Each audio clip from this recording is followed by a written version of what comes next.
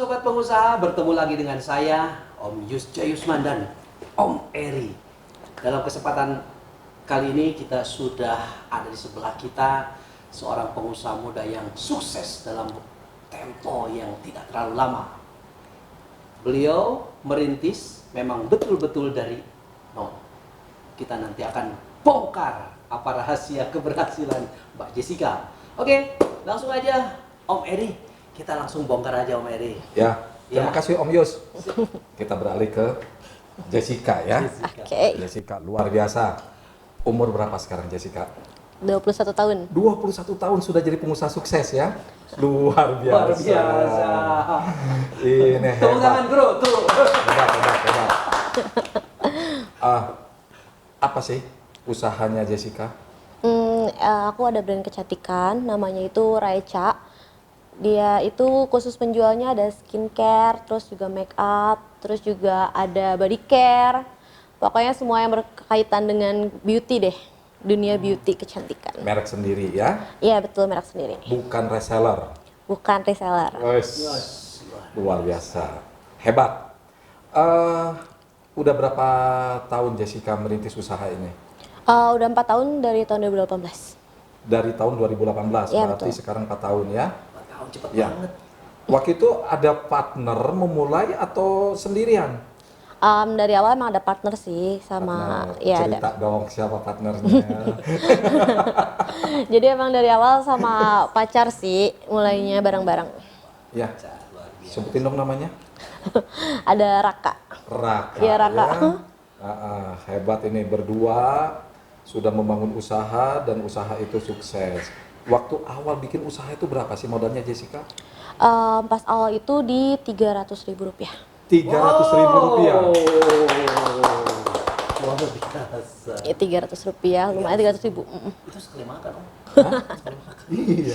Tapi beneran nih 300.000 rupiah. Iya bener 300.000. Rasanya nggak masuk akal, kok bisa dengan 300.000 rupiah sekarang menjadi perusahaan yang begitu besar.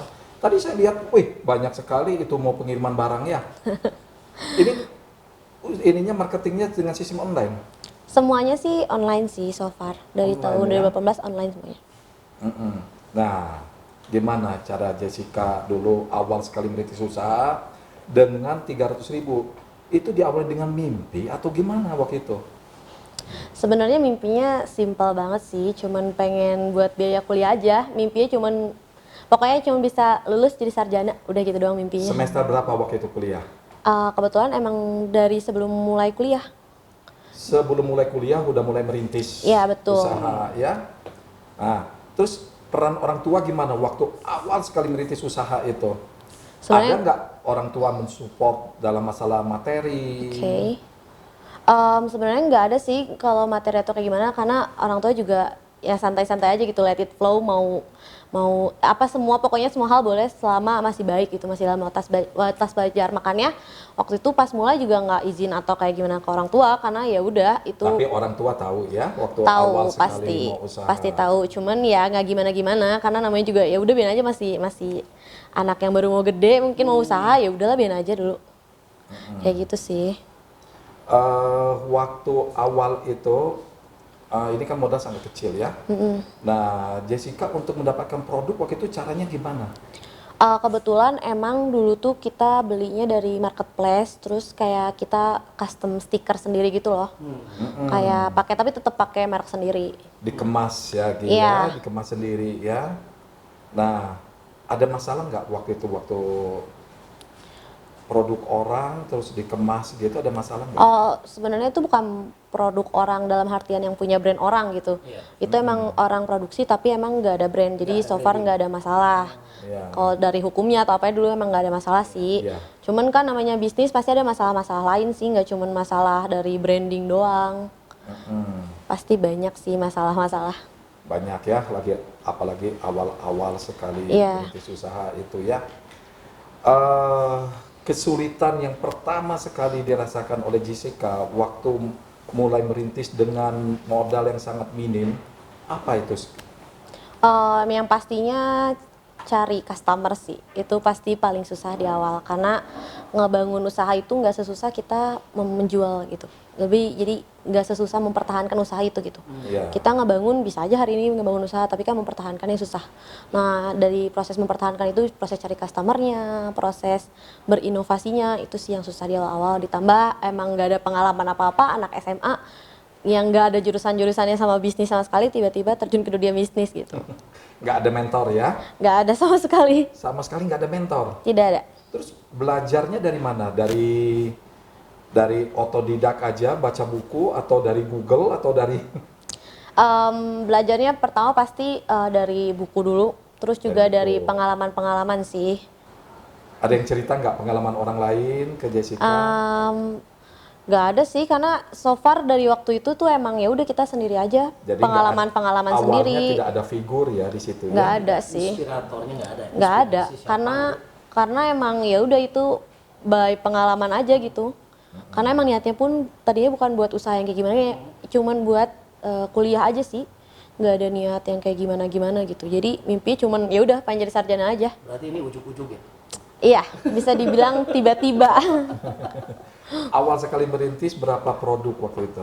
Satu. Satu produk Iya. ya. Nah, yang ingin saya tanyakan Jessica ya, dengan modal 300.000, waktu itu dipakai apa duit 300.000 itu? Pertama pasti beli kemasan, beli stiker. Udah cukup itu doang. Karena produknya Cuma satu. sudah ada. Produknya udah ada, kita tinggal beli produk, ya tinggal kemasan sama stiker doang, nggak ada kayak gimana. Dapat berapa itu?